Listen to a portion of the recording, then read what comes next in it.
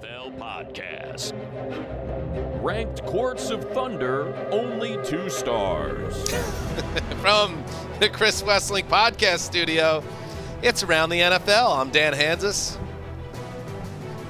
Greg Rosenthal, that's his podcast. That's one of his many sub-podcasts. And yet, 2 stars is coming from Mark Sessler. No. In fact, I have co-teamed with Greg That's and true. have done some illustrations to help promote the Courts of Thunder brand. I think someone in this room actually coined Courts of Thunder a couple years ago, so I'm bought in. That's Mark as well. Mark is actually technically the only employee of Courts of Thunder. I am not. It's our artist. I am completely disconnected from that IP. I cannot do it. Well, that No, it's sounds gone. like we know where 2 stars might have come when football arrived, there is no more tennis podcast. But the Jesselnick and Rosenthal Vanity Project is rolling right there. You couldn't just let it go. You had to get your plugs in. Like, I'm not going to say that the Throwback Podcast is an evergreen show dedicated to a study of alternative rock music of the 1990s with me and my friend Bob Castrone, which you can check out right now wherever you get your podcast. I wouldn't do that. You don't need to mention You that. wouldn't. Absolutely. Anyway, it's not just about the music. It's about friendship. Speaking of friends, we got one right here. Aww. She's a star. We're lucky to have her. Let's just start there. She is on many a program, including Power Rankings on NFL Network, including Game Day Picks Live with Greg Rosenthal. She is Cynthia Freeland. Welcome back to the Around the NFL podcast. Thanks. Glad to be here. Thanks for having me. Wow. Really going kind of with like the ASMR type voice there. I just felt That's like a it little matched NPR. it really matched the song in the background. Yes. You know? Yeah. That's what I was That's trying to do. Yeah, you tonally nailed it, and that's a Yeah. good sign for the rest of the show, I think. The reason I always use that drop for guests, me and Ricky use shorthand. It's called Sausage Fingers, because it's a YouTube clip of a man with like rotund fingers, like shredding beautifully. And whenever we introduce a guest with the music, how they explain the music is a little bit of a window into who they are. Like, I remember when Kyle Brandt was on the show, he's like, "Oh yeah, this is from Silk Stockings," the old, or Red Shoe Diaries, I think it was actually. Cynthia, you see it as more like this is a chill. I see like an 80s movie, like Tequila Sunrise or something like that. Like it's, like a dramatic scene. Like there's a big decision to be made. Huge. And someone's contemplating it at the beach and Definitely at the beach. Exactly. You're painting a picture Like a less here, frenetic and I love it. montage where there's a lot Exactly. happening inside the head of the character, and Yeah. a turning point is on the way. Exactly. Just Yeah. like just sitting at next to the lifeguard station, just Yeah. maybe in 80s, so they were probably smoking a cigarette, but And we also know from talking with Cynthia, we don't need to dig into this further, that particular player with the rotund fingers, Sausage she would fingers. she would be fine with that. Well, no. no. Yeah, Cindy doesn't like a man with small fingers. Well. That's small hands is a it's a deal deal breaker. breaker if you're in the market for a Cynthia Freeland. By the way, you should have seen. Wish you're not. That's a bad. You should have seen Greg's eyes light up when I mentioned Red Shoe Diaries. He's like, "Which episode? Which season?" Is it the David Duchovny years? Is it the ep with Matt LeBlanc in it? Anyway, apparently I know a lot about that program. Yeah, that was a big Not a lot reveal. to do with Listen, Greg, I was a actually. teen boy in the 90s. I'll leave it there. Now, why is Cynthia Freeland here? It's not to talk about little hands. It's not to talk about softcore pornography on Cinemax. It is to talk about the midpoint of the season. Although Welcome to the you're show. welcome to talk about any of those things. We call it today's conversation Cindy's Pretty Hate Machine. So listen, there's a little Nine Inch Nails, speaking of 90s alternative rock. As you look into, you have a machine that you use that compiles data. You're very talented in this realm. And we want to know, as we turn toward the second half of the season, which teams are about to rise up and grab playoff spots, and who are some of the playoff position teams that are going to fall out? Is the machine going to help us there? Yes. The model has all the Yes. answers.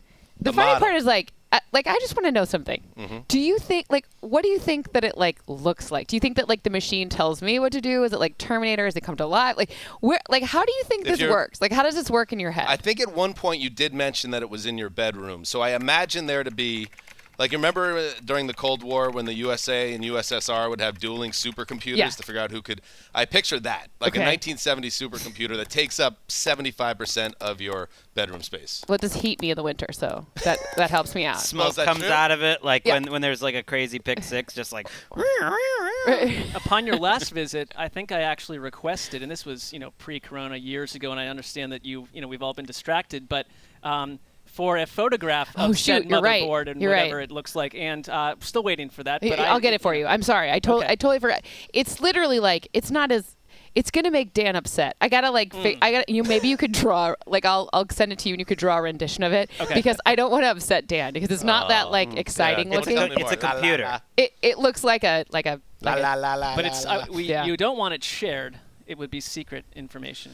Well, it's you can't see anything, right? Like it's like it's a few towers. It's just the point of having the towers is so you have more RAM, meaning it can go faster. So then the models will take like a week to produce results. You run 300,000 projections for each remaining game. So it takes a long time. Week. So you need a lot of RAM. It's just an excuse so that when it picks a game that Cynthia doesn't totally agree with, she's like, "Oh, the model did it." Mm-hmm. I mean, I programmed the model, so I'm the brain of the computer. So it's really all my fault. It's just it tries to make it so that it's not biased. So we're going to talk about Cindy's Pretty Hate Machine. We're going to hit the Thursday Night Football previews. We look ahead to Week 10, Baltimore at Miami.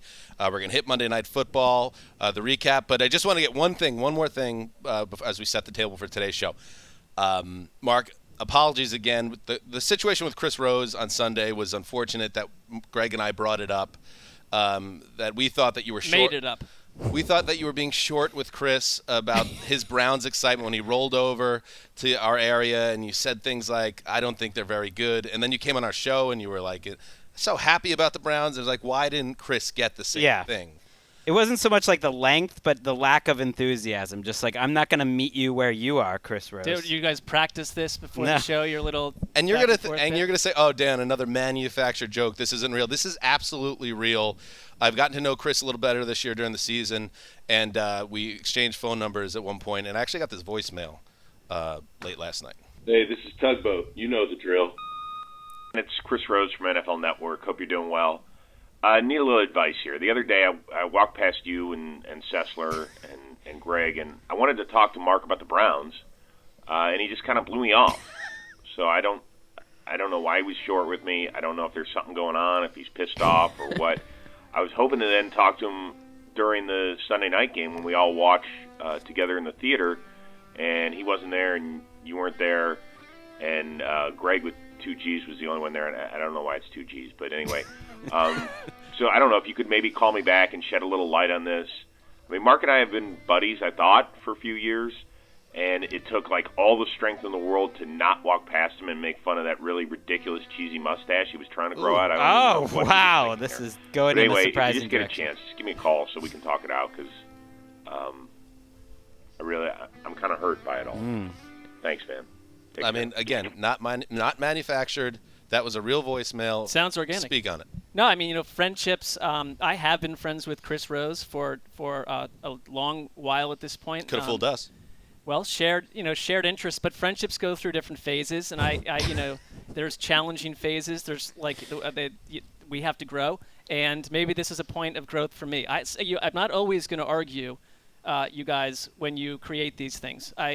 In this case, I'm saying maybe it was real. I am learning now that I impact some people maybe the wrong way at times, and check yourself at the door. Cindy, as someone as an outsider on this, what's your take? I mean, I've been to a lot of therapy. Yeah. So I thought his response was just really I mean, Mark's just a big man. That's a very smart, very educated, very, empathy, a lot of empathy, a lot of emotional maturity there. Yeah. Will I put it into action? That's part B. Where was the empathy on Sunday night? I think wasn't there. It was a lot of hitting out. It was a lot of pushing back. It is an interesting window, though. You talked about points of relationships, that Chris and Dan are at the point where Chris is now leaving long voicemails. And you're sending him to voicemail. Regular. Yeah. So why'd you send him to voicemail if you guys are so close? I was taping Power Rankings. That's why. Got it. Yeah. Okay. It's the minute you get Dan involved, things become destabilized with friendship, the first part of the friendship. So you got to be aware of that. All right. I'm just caught in the middle, as usual. All right. There we go. That's what's going on with that, and we'll keep you updated, the listeners, if that could be repaired, that relationship. I just would also like to point out, Chris Rose and I are really close. He actually tweeted a photo or Instagram storied a photo of me on Sunday, so I'm gonna check up with him. In 2021, that is the greatest indicator of true friendship. Obviously. Let's check out some Monday Night Football. Put a bow on Week 9. The snap is down. The kick is on its way. Long enough. High enough. That kick is good. Boswell, an incredible night at Heinz Field, has put the Steelers on top with 26 seconds to go. Oh, my goodness. Are the Steelers good? I'm really not sure, but they won the game. They did, 29-27 over the Bears, a Chicago Bears team, Cynthia Freeland, that put up a fight, that was in danger of getting blown out of that building early. But with their young quarterback, who threw for 288 yards and a touchdown in the second half, they battled and battled and battled, took the lead, and then there's Big Ben in the offense getting that last drive to score and win the game. Where do you come down on the Steelers after watching this particular game? My first note is I never want to see Ben Roethlisberger run again, ever. That Not play call once, was ever. I was pretty so funny. I was like, wow. You're talking about that last designed run where he thought he was about to have his John Elway moment and kind of fight through that tackle. And he Didn't looked quite work. like it was like there was mud on the field suddenly, and he was Right. so slow. It was I was shocked. It was I can't so even much. imagine the force it would take to make Big Ben helicopter. He's more like one of those giant aircraft carriers. You're not going to spin him. No. No. Anyway. No. Anyways, go ahead. I think we see a really interesting thing about the Chicago Bears offense, meaning I think Justin Fields is finally starting to take that step forward. It seemed like at least he could recognize zone defense a little bit better and was able to find and connect with his receivers in zone. And that's hard to see. It's not easy when you cut man-to-man is way easier for rookie quarterbacks to be able to pick up on. Zone defense is a little trickier. There are bigger holes in it, but throwing your receiver open then becomes more important, which means Justin Fields is now taking a step forward and recognizing the defense a little bit better. So that's interesting. I also think there were some really strange penalties in that game. It was kind of my overall takeaway. Right. The penalties, I'm sure we'll get to, but Fields, even though they lost, felt like the biggest story. And I think he took a couple of lessons from his first Devin 4 or 5 Bush. starts. Oh, also, to run right into Devin Bush. I was like, why are you doing that? That don't you don't want to do. No. But for don't the do most that. part, his instinct the last 2 weeks when the throws aren't there to run decisively have helped him out. Yes. And they've picked up a lot of first downs or picked up 6 or 7 yards. His best 2 games of the season are easily the last 2. I think he was, 9 for 15 on throws over 10 yards. His deep throws were great, and he kept going for it from the pocket. Like, if you're a Bears fan, it's almost the perfect situation, according to the Bears fans I know, which is that they want Nagy gone, but they want Fields to be the truth, which is a hard thing to balance. So this you get the best of both worlds here, because their defense at the end of that game is what lost the game. Is Totally. coaching And they didn't meltdown have Khalil Mack in either. that field goal drive where the players were absolutely confused. So Fields looks good. The coaching's still bad. You get both. I don't know if I trust Bears ownership to understand the divide between Matt Nagy's either helpfulness or lack of helpfulness, and what Justin Fields is someone that's becoming, especially over the last 2 weeks, more comfortable, more daring do, using his athleticism, his legs. And I thought last night, ripping the ball a couple times, getting Allen Robinson involved for the first time on that team in roughly 2 decades. I mean, That would have been a touchdown if Robinson didn't Right. get hurt Jimmy that play at Graham the end also of the showed game. up. Yep. So Jimmy Graham was there on the field. Yeah. Who knew the past came to the future? I think you have hope as a Bears fan, and it doesn't really matter the results of these games down the stretch. In fact, it would be better if they lost a bunch of more games to clear house. I think, I don't know, with Bears ownership, I think they understand what's going on here. That Nagy's a guy that's on the ropes, and Bill Lazor, his having greater control of the play calling, is now connecting to Justin Fields looking better. And also, by the way, rookie quarterbacks just get better typically if they're the real deal as the season goes along. So I think that's what we're seeing. That's exciting. There were some money throws by Fields there. And on the Pittsburgh side of things, they're really a tough team to get a handle of. You got T.J. Watt, and he's doing his T.J. Watt thing. And He's great. You still have that Heinz Field home field advantage, and that's a great thing too. But I just feel like this offense. Put it this way, I thought they were cooked after they lost the lead. I didn't think the offense was going to be able to get it done, and I think Chicago's defense, with all the errors and mental errors, really bailed them out in a lot of ways.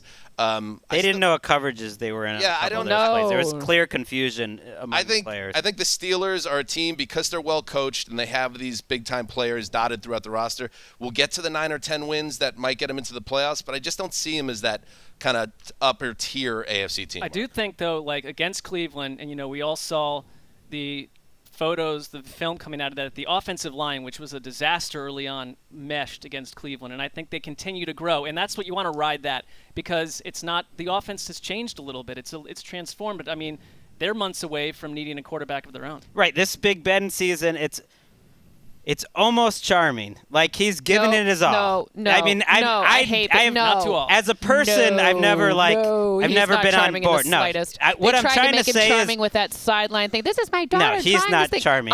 In fact, like Try the harder. worst. he did the thing where Ben's laugh, as we've featured on the show over the years, very like when they asked him, he's like, "How are you feeling?"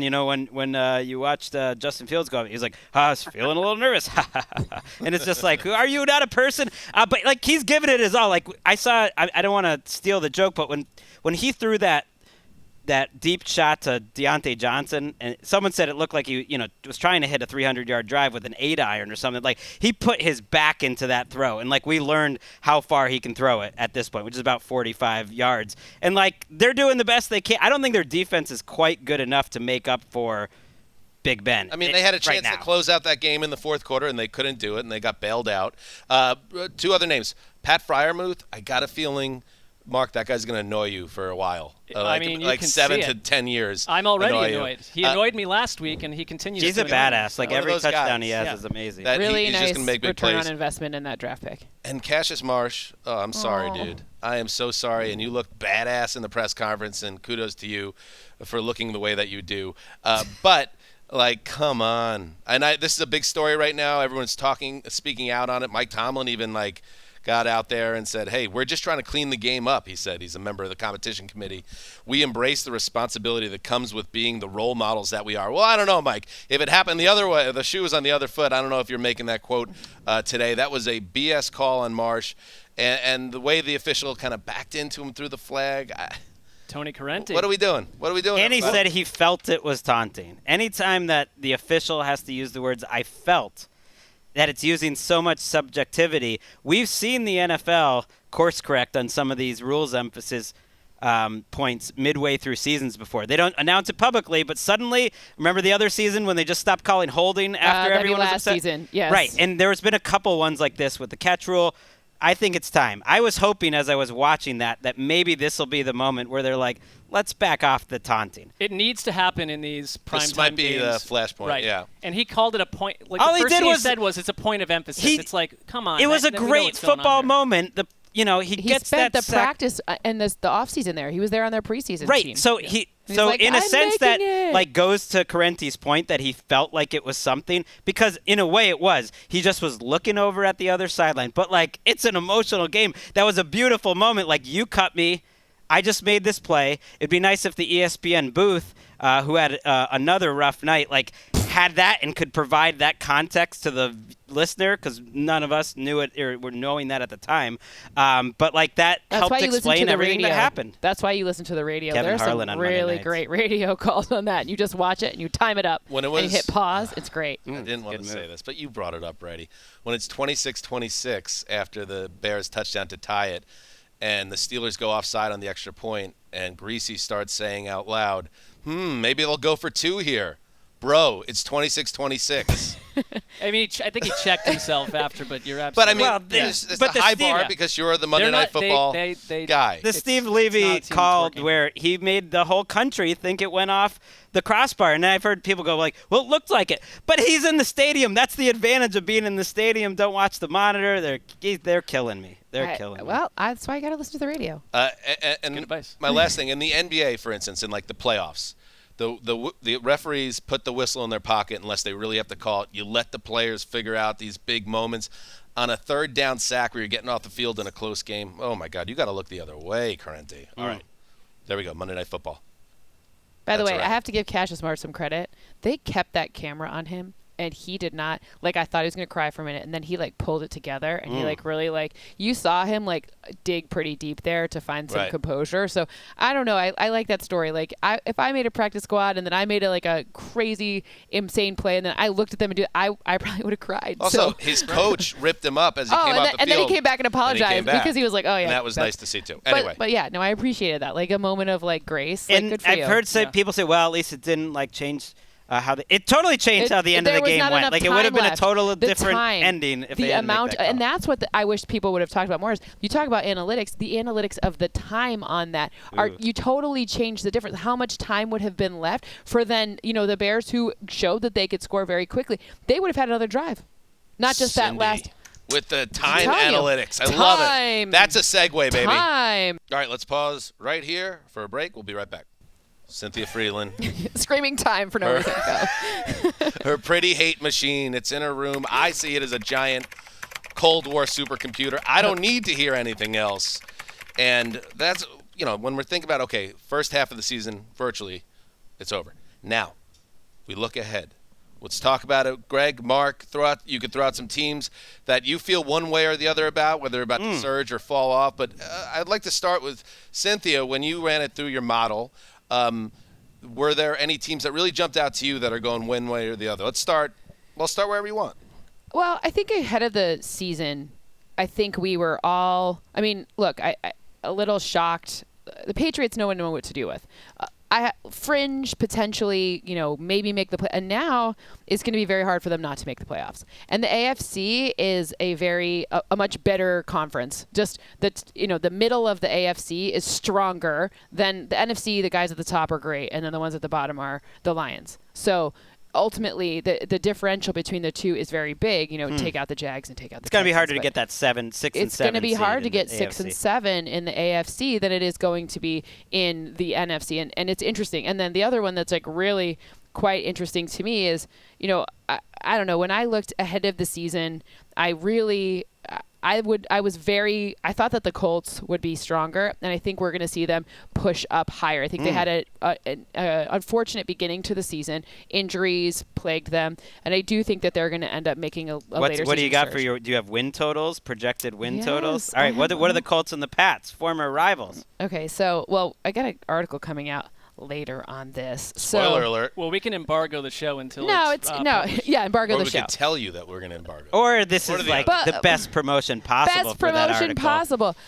Right now, Patriots have a 54% chance of making the playoffs, which, by the way, I'm pretty conservative. You know that guy. Greg knows. Some of these win projection models get wild, and that's just not the case, right? So, and that means they're most likely going to be either. So it's 9.7, which is 10. Okay. I love it.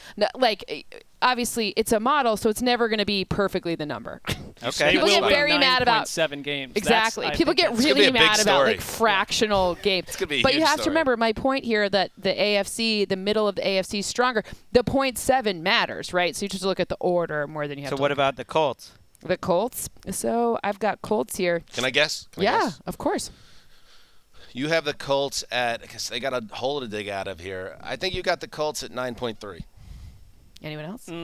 You pitched them as sort of spicy a minute ago, so I'm going to go 9.6. Ah! You got it. Oh! No! That's pretty good, Mark. I'm your computer. You on won. The show, He wins. 9.6. All right. Yeah. So that could But get remember, them in. these are small.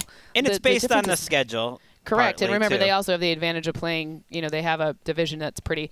But that makes sense. So they're going to win 9 or 10 games. The Pats they feel like a 10-7 team right now. I like that. How about the other side? So those, and the way the AFC is set up, it's so wild right now. It's so out of control. It feels so fluid that I think a 9-8 can get you in. There's basically 12 teams. If you eliminate the Jets, Right. Jags, Dolphins, But just remember, and they have the Colts have the Jags twice still, one more Texans. So there's 3 games right there. And that's where right? the Steelers struggle. If you look at their schedule after this Lions, Yeah, the Steelers. at least in Vegas, they probably would be underdogs for their last 8 games. Which Yeah, is crazy. I only have them favored against the Vikings. It's very close. Okay. That's the last one where they're But close to favorites. like the Jaguars-Buffalo outcome is a perfect example. The AFC seems so strange right now that looking at a schedule and going, this is going to work, this is going to work, this won't work, it just feels like it's a fool's errand. That's why you need the machine to step in and give a little more data and figure it out. I'm going to make you an analogy of what the machine does, right? Sure. It's bad English. So you guys who actually know grammar, this is not the Right. right English. But there's overwhelmed and there's underwhelmed. All I'm trying to figure out is what that line is. What's whelmed? Whelmed. Right? So you can say, okay, The I whelm think it's scale. more than that or less than that. Overpaid and underpaid. Well, what's paid? Got it. Can I ask an NFC team? Yeah. Yeah.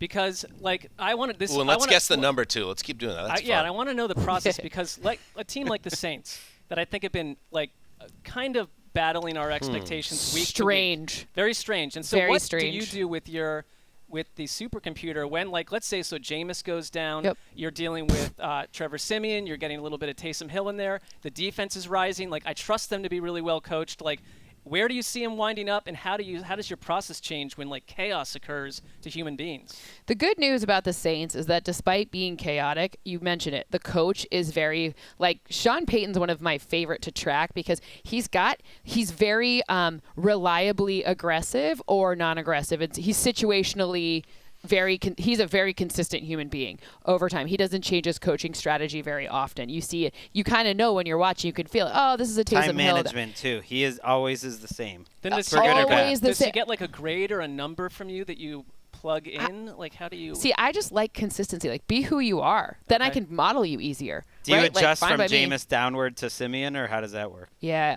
look, we have a lot of Simeon data though. It's not like I'm going from Mike White. Exactly, yeah, right. From Mike White to Josh. Anyways, so it doesn't even matter there. But so we do have that one's not the hardest one I've had to do this season so far, especially with a good defense, and their defense has stayed very consistent year over year in terms of who the players are. When you have a lot of turnover, it makes it more difficult. 9.8 for the Panthers. I'll guess 10.1 because doing game debut with you every week. I know which teams the model loves, which is often but not always teams that Vegas loves. And to that point, like the Saints are barely an underdog in Tennessee this weekend against Simeon. So I'm going high, and I'm going 10.1. I'll go 10.2 to get closer if you went above. Yeah, you That's kind of cheating. You stole my info. So remember I told you how there's the ones that have like that they don't ever land on the normal number? Yeah. It's 10. Okay. And you guys went over. I got right. Price is Right. Nope. Price is Right rules. No, you can't say the rules. Let's be clear. It's good when I give my numbers before Vegas gives theirs. Like I'm not trying to group you together. No. My point is it is good. But it's good. Vegas is way better at my job than me, and we do the same thing. You're pulling from similar. But the point data. is, don't say that out loud though. That's that's. She knows what she's doing. Cindy knows no, but my point is when the things end up the same, people on Twitter are like, "Oh, you're just copying the Vegas numbers." I'm like, "No, your girl's getting good at this because she's your girl. They're better than me at it, and they've been doing it for longer." Do you want to honk about being right about the Cardinals all year because you've had them as one of the very best teams in the NFL from week one? It's probably why you're leading our picks competition on game debut more than anything. Also it's the just competition. It's just getting the Cardinals right week after week. And do you have them continuing to be this good?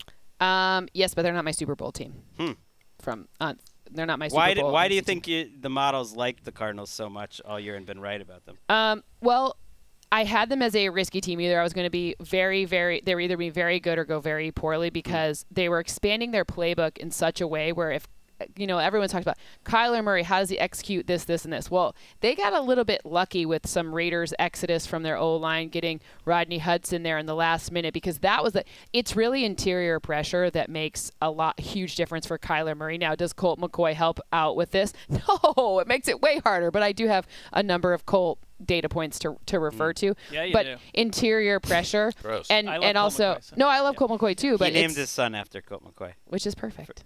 Baby pony, I love it. But long story short is after they stopped rolling out only that basically the bootleg where he goes off to his right and spins all the way around. Like once they added more to the playbook, I'm like, well, if they can keep the interior pressure from being which is why you see the difference when Hudson's playing when he's not, very big difference for him. And also they got him a bunch more playmakers. I mean, AJ Green obviously hasn't played in a couple of games, but when he's out there, it creates a lot more space for DeAndre Hopkins when he's healthy. And Christian Kirk has been the beneficiary of that. And now they've got Zach Ertz. And when JJ Watt was healthy for the 2 minutes, he was helpful to them. So and I love the way that they create space with their safeties. I love Budda Baker. I'm a unapologetic Budda Baker lover. And Isaiah Simmons is taking a big step forward too. So good squad could be a Super Bowl team. But only if it all fit. Not your Super Bowl team though. They're not my Super Bowl Stick a pin in that. Stick a pin in that. I hate my Super Bowl team. I'm going to throw. Ooh, that's interesting. I'm going to throw another volatile team. Yep. In the AFC out there, a team that I'm trying to make sense of. Okay. A lot has happened around this team this year. They've been up. They've been down. I'm guessing they're back imposters up. based on Raiders. what I can see. Yeah. Yeah, imposters. So they've gotten exceptionally lucky because for their first few games, like the first 8 games that they played, they got an over 30% pressure percentage against opposing quarterbacks. If you have sustained pressure for that long, then you're absolutely going to do some damage. And congratulations, Max Crosby, that like extra X like really works out for you. But the problem is they have on the other side, they don't have a very reliable running execution. And I mean that with like short passes too, a lot of screen passes. Most coaches consider those running downs for kind of the way that they think it through. They don't have consistency there, and they don't. And I like Derek Carr. It's absolutely nothing against him, but when you don't have an O-line, it is hard to an O-line that consistently can keep you from harm's way. It's hard to have long-term sustained wins. Like they're just like Vegas, high risk, high reward, but it could go terribly wrong as well. I see them as 9-8, but I think your model is going to have them at 8.4. I'll have to look. Wow, it's closer. harsh. It is under 9. It is under 9. But remember, again, because they're already at 5-3. So somewhere in the 8s is That's another nothing, crumble job. Nothing short of a disaster. Yeah, but they've got the next 3: Chiefs, Bengals, Cowboys, and then I have a win for Washington. Then Chiefs, Browns, Broncos, Colts, Chargers. Like the rest of their schedule is not very nice to them. We'll get to it Thursday, but to me, this Chiefs Raiders game is fascinating. This super fascinating, Anybody especially because they've played. Mark, do you got one? I have a quick one, and we'll keep it brief. The Lions are. Do you what have them? About them? That's your team, but do you? They're see not my them? team. I hate them. Oh, they're my team to hate. They're in your blood. Disengaged emotionally, which I appreciate. Yes. Do you have Michigan them girl. like as like 0.2? Like, are they hovering towards that 0-17 season for the first time? The models. in pro football history. Model's got to give them a W. They got to be 2.3. The model had them beating the Eagles a couple weeks ago. Do you know how mad I was about that? I hated it. They could run it for like 5 Well, so your minutes. computer Oh, that's why you're so mad at them Is now. your computer, does it grow disobedient at times? And is Right. it rebelling against you on some level? So with that result? Mark wants to know, how do you punish the computer when it becomes disobedient? Does it See- speak back Just to you? use See, that's descriptive the funny words. part, right? Like the funny part here is it's all actually like I name it after, like I'll put in random things. Like some years it'll be like random 80s rockers. Other years it'll be, and it's all named things that I can't. So I can't look at it because I have to make some corrections. There'll be errors in the code, and I don't want to know because I do like certain teams more than other teams. Like teams that give me a paycheck. I did the preseason with the Bills. You're darn right I like them better than I like other teams. The Jets, I like them better than other teams. Like, so I don't want to be biased in any way possible. So it's all, you can name them next year. I'll let you name, and it just randomly I would assigns. love to be part of the process on Perfect. that level. Yes. Perfect. Yes. So when you have it do it like anonymously, and you have to do these error fixes, then you're not like fixing, because sometimes the reason that my model is like valuable more than like just random numbers is like I'll ask coaches for real context. So I'll be like, what happened here? I'll be like, the safety was in the wrong spot, or the quarterback didn't see didn't pick up, or the running back didn't pick up the blitz or something. So like, great. So you can put in something there with like real people who do these things. And then like when my PhD people this is why like I still paying for my master's degree, right? Because, one, I took out loans, and 2, because then I can go back and be like, these PhD people who don't care about football, they can be like, your math's wrong here, fix it here. So it gets better every week. But what do you got the Lions at? 1.4. Okay. Oh, Jerks. well, The that jerk will. store Feels called. fair. So you're What a celebration when they get that second. Yeah, when they get you that are point. a Congratulations, there are officially not great quarterbacks in this upcoming draft class. And the Lions will continue to be terrible. Could have had Justin Fields. All right. Could have had a lot of people. Let's not pile on. All right, we only have a few more Pile minutes on? with you, Cynthia. Not you, the Lions. They can deserve it. There's not kneecaps to bite. I understand. By the way, Ooh. when I was there She's first fired up Bills about the preseason Lions. game was at Ford Field, and like I was happy, because Ford Field's a great field, and I'm from Michigan, and the summer in Michigan's great. Like an hour before the game started, all of a sudden you see like this coach like throw a fit. He takes his headset, throws it off on the Lions side. Then he goes storming off the field, and like I walk over like, what happened? Like, oh, they fired their strength and conditioning coach. Like 90 minutes before the game, and I was like, why? What? And When then, was this? This is first preseason game, and then This I was year. like, that's weird. So I'm like Googling it and whatever, and I'm not reporting because I'm on the Bills side and no one cares. And then they play their starters against the Bills' third string until the fourth quarter. I kid you not. And they they lost. What? What a weird. What a Like, this story. is going to be a great season, guys. Chaos. All right. Okay. Before you go, you said you don't like your Super Bowl pick. So before Cynthia tells us who it is, with that information in mind, let's take a guess. It's easy to guess. The model. Oh, it is easy to guess. All right. I was going think to so. say the Packers. What about you, Greg? You're seeing both. Do we pick? Oh it no, both I like my Okay, AFC. you like the Bills. I Your don't. Bills Yeah, I like then my are Bills. yours. Yep. That was just a guess. I'm gonna say that the Bucks that you don't like. All right. I like Mark? the Bucks. I love Todd Bowles. You know that. Okay. Don't I was like. wrong, though. I think Packers is very strong, but just for the sake of variety, I'll go Rams. It's the Packers. Oh. I want nothing to do. Like I'm mad that like my preseason or my preseason said Packers Chiefs, and now midseason it's Packers Bills, and I'm. So are you? Because the Chiefs and Bills. Is that everybody- partly because they're gonna get the 1 seed? Sorry. Well, before last week, it wasn't going to be the Packers, and then the Rams lost, and then like some weird stuff happened last week, and then of course the week before the Saints beat the Bucks. So I was like, come on, give me something that I like. So this like Chiefs Bills. Everybody's grouping them together about how the defenses are strategizing and slowing down the attack. I guess the model says Brian Daboll and the Bills are going to figure this out and get back on track. Otherwise, how are they going to get to the big dance? I mean, I'm concerned about it when I watched that game on Sunday in the last few weeks with this There's team. reason to be. absolutely. It's really come down to pressure on the quarterback. That's what happened in the Pittsburgh game. That's what happened in this last game against the Jags. Early pressure. So what Brian Daboll's done, he almost didn't run the ball at all in the first half. I think 2 runs, like that's it. Like Josh Allen scrambled a few times, but those aren't running designed runs in any way, right? So it's interesting. I'm curious to see like what's going on with the running backs because it's really going to come down to for this team, can they keep Josh Allen from getting pressured, especially early in the game? Because we've seen a few slow starts for the Bills. So if they don't have if they can't get it going right away, then it's going to be difficult for them to kind of pick up the pace at the end because of that pressure. So it really comes down to offensive pressure. No, we don't have models, but you can see we it. But were asked by are our models. editor, Gennaro, we are on models. Monday to send in our new predictions for the season. So I wanted to just I did too. I was check part in of it. check in with you guys to see did you actually send it back? Absolutely. I know Dan's busy on Mondays. I made time on Monday and did it. Nice. Nice. So I what did did as well because what did you that's go? what a What did you guys professional go with as your Super Bowl pick? So my move here, number one, is like I didn't put it through a model. I kind of said I want to do something that I don't think anyone else will do. I like it. And it will get it'll That's how you generate had attention. the Dolphins winning the AFC East going into Right? the season. Clearly not a model there. But I have the Cardinals, which feels secure. Feels like I'm observing the sport on some level Smart, dude. over the Patriots, who I think are going to The rise Patriots? up and do Ooh, I something like it. super spicy. But it's really just to get the. I decided it's too late to back out. I think it's a coward's move to change your pick. So even though I think the Chiefs are all sorts of issues, I didn't bail. I picked them before the season. I'm sticking with the Chiefs to figure this out, and it becomes a big story. They beat the Packers. All right, see, I only change it if it's totally necessary. But then this is the first time I've changed the Super Bowl pick. But I changed 2 of the playoff. I had to take the Dolphins out of the playoffs. I had the Bucks over the Ravens.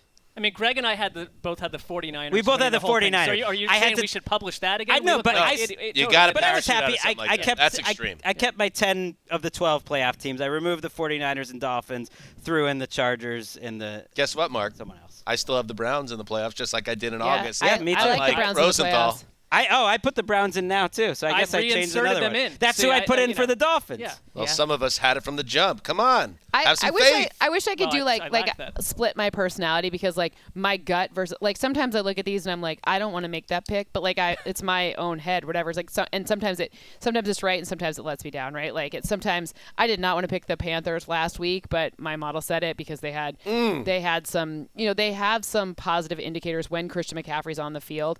I didn't like that when you did that to Bill me. Belichick ruins everything. like it That's the either. lesson. When you ran, you put they put this little graphic up on Game Day View when she does the Survivor picks, 300,000 simulations. That's a lot. And the Panthers were somehow like going to be the better It's like team. machine versus, and Greg is just a man, and like you're a your lot. machine versus Greg's No, manliness. look.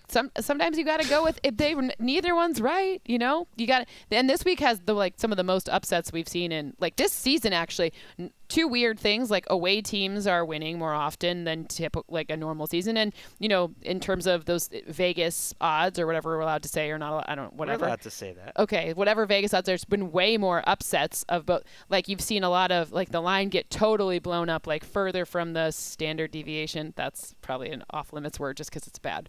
Than normal too, right? Like we just don't know what it means. Yeah, the math talk's getting a little above the old C line now. But Cynthia Freeland, you've said it all. All of it. You check her out on Game Day View on NFL Network on Fridays, Power Rankings, Game Day Morning on Sundays. You name the show. Fantasy Live quite a bit. Fantasy with our Live. All boy, over our the guy place. Claybon. I feel like my like hourly rate's like probably under minimum wage now. Put that in the machine and then send it upstairs. All right, Cynthia Freeland, thank you very much. Have a Thanks good for one. having me. There she goes. All right, stay right here. We're going to take a break. We'll be right back. Out goes one queen of Around the NFL, and in comes another. I don't even think we need to stop down. We should just we Let's should just just show our roll. professionalism and tap dance until Colleen Wolfe comes on. And there, oh my So it'd be a great Colleen time comes to. storming through the door and leaves a dent in a wooden wall. Uh-oh. It's not Colleen's music, it's Priyanka. Miss Jonas. Miss Jonas brother. What up, Connie? There's your headset. Yeah, you know Colleen, of course. Oh, my God, hi. She just recorded the Split Ends podcast with Erica Tamposi. Sure Check did. that out, the latest episode. And now we're going to welcome you in. How are you, by the way? I'm great. This chair is very high. A little bit. I think it's just because I'm short, so my It's a legs little- aren't touching the ground. They're just swinging around. You're like Like a a mannequin, child. like a, the dummy thing. But you're no dummy. I'm a dummy, You're a huh? Is that what you're talent, saying? And you are the face of Thursday Night Football coverage on NFL Network. And we're going to talk a little Thursday Night Football right now, Connie. Baltimore Ravens at Miami Dolphins. So you get to go down to Miami. That's good. Miami. Miami. Oh, yeah. Tell us about this game. As you do your tireless research. What are you feeling about this Just one? like after doing all of this research, I'm just so psyched out of my mind to see Justin Tucker in person. Ooh. Like Oh, that okay. Miami. I can't wait. It's I'm a excited tough spot about because this. you replaced Cynthia Freeland, who's like putting 82,000 million reams of data into a computer each day. So I know your research is Reams. equal of that. There's no doubt about it. You know. But yeah, watching Justin Tucker warm up, I've done that before. That's a show in itself. Oh, You yeah. Just see him drill it from 65. Have you ever in your time on TNF had a kicker? No. Come on, this is the greatest kicker of all time. The problem that we have here is that the Dolphins stink and Tua might not be playing, so the chances that it comes down to a Tucker kick are slim, but not nil, because primetime games are weird, especially Thursday night games. But can you get in the ear of the producers? If it does come down to it, Tucker he's a well-spoken guy. He's got some charisma. He's an opera singer. I want him to There's sing. Pop. There's pop. Let's go after Justin Tucker if we can. You know, I was thinking about this during the Seahawks-Rams Thursday night game when we had the double punt. And I was like, what is it, Michael Badgley? I don't know. Honey, I yeah, making that up? the money badger. Yeah. So I was like, why don't we get him on the dais? Like, that would be fantastic. We did not. We got Matthew Stafford, so ho-hum. you've pitched the money badger, I feel like it's going to be the girl that cries wolf. When we go to them with the kicker again, they're going to be like, well, Colleen, that's... I know. I got to Do the pick my other- Can't take you spots. seriously. With like the other burly football men on that set, are they not going to respect a kicker? Is that the issue? No, kickers are people, too. I mean, think we sure. feel that way. I think even like the real burly football men respect Justin Tucker, though, because I think of a everyone different realizes ilk, yes. he's Plus, different. if you can get Yeah. Lamar and they win, then that's Oh, yeah. that's who you want. But it could be a game-winning kick because that's the kind of games the Ravens play. That's four true. fourth Against quarter the Dolphins? comebacks for them. I don't know Four about game. that. I know. I hear you, but their last-second wins are against who? The Chiefs, of course. They're a good team. The Lions, the Colts. And the Vikings, not exactly a murderer's row of teams that they had to, come from behind to beat. They're always in a second half deficit too. It just feels like their slow starts are something that they need to change. And I don't know how they fix that, but this team is super resilient, and Lamar Jackson, he's able to do it with his arm, he's able to do it on the ground, and we saw it again against the Vikings when they were down by 14. But Hollywood Brown, he's also having a breakout season, has 6 touchdowns already already this year. And I just feel like it says a lot about this team that they're able to win the games that they've won and the way that they've done it with all of the injuries that they've had this season. Well, here's the thing with the Ravens, because when people like Cynthia with their data machines, and then you look at things like DVOA and all that stuff's good, and it spits out numbers that say the Ravens aren't actually that good, and it kind of annoys me because it doesn't factor into me Lamar Jackson and why he's just a cheat code for their offense. He's like the ultimate fixer.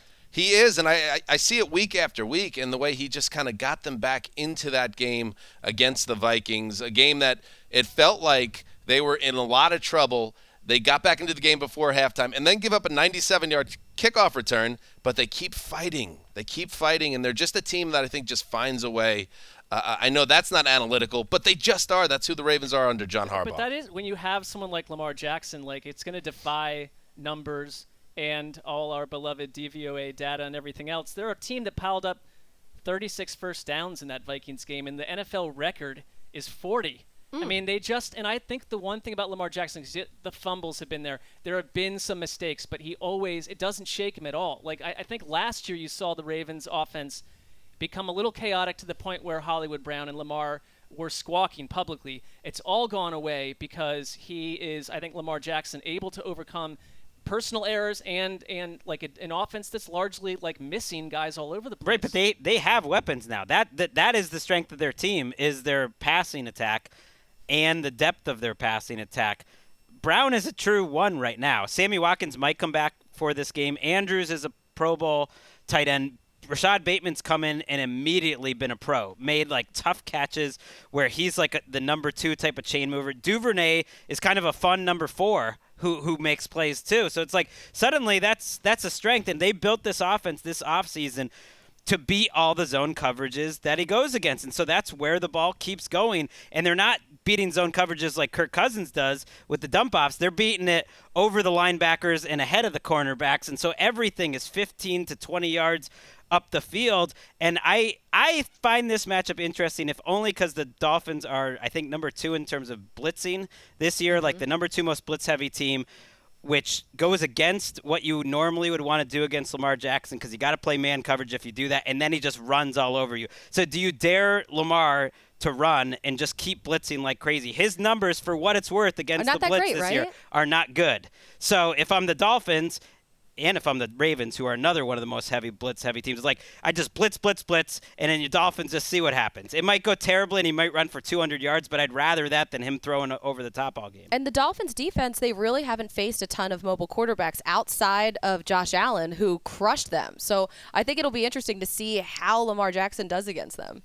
This is an important game, I think, for Brian Flores. It's a island game, a lot of eyes on it, and ownership's mulling what they want to do next as an organization. One other guy in the Ravens wanted to point out, anybody else notice a little bit of juice in Devonta Freeman?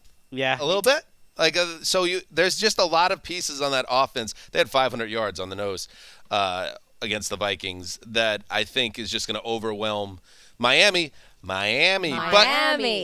that was awesome. Holy. But, Connie, the good thing about the game that you cover every week is Thursday night is weird as hell. I love it. And you don't know how it's actually going to play out. So Justin Tucker needing to kick a long field goal and getting up on the dais in play, please pitch it if it happens. By the way, I saw that someone screenshotted on their timeline that you and I both had the same Mike White reaction, seconds apart, milliseconds apart. I was so upset that they took him away from us. Don't take this perfect man from us. Yes, I know. they took him. Yeah, that was last week, I predicted that, though. You did? Sorry. Yeah, I'm sorry that came true.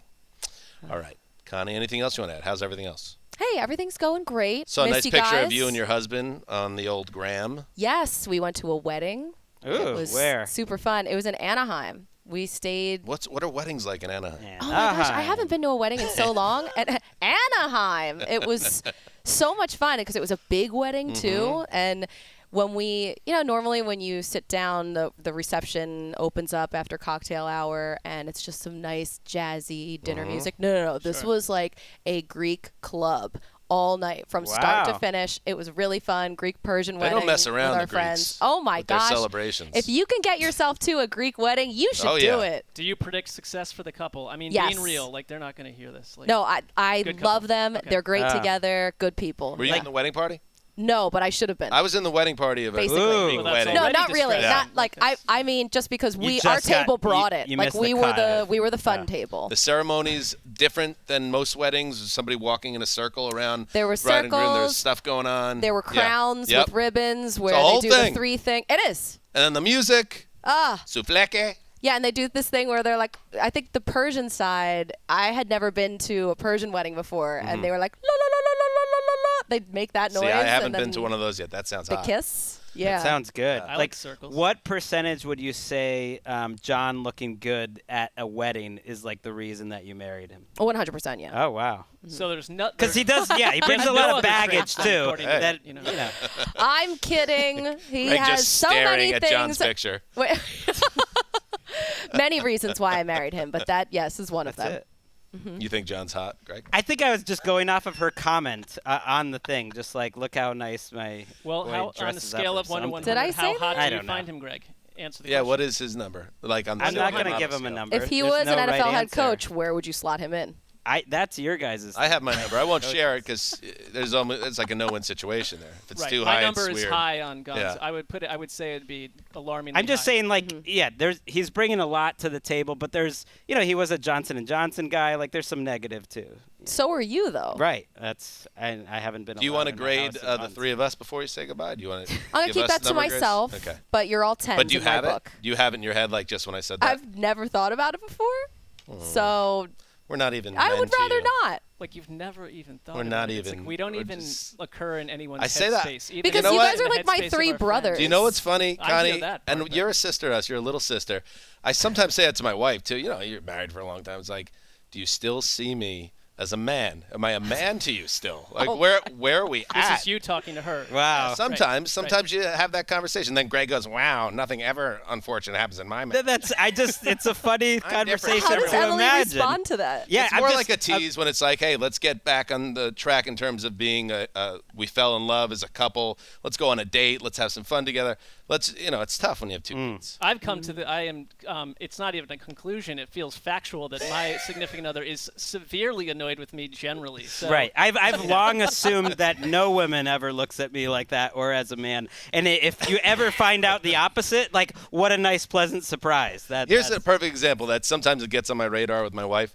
Like if I go and I have, let's say, right now I have a grizzly beard that I'm trying to grow in. If what I'll always do when it's time to shave it, I will shave the beard and keep a mustache, right? And then I'll start walking around the house, and I look like Don Mattingly in 1988, and she doesn't notice, and I'm like, whoa.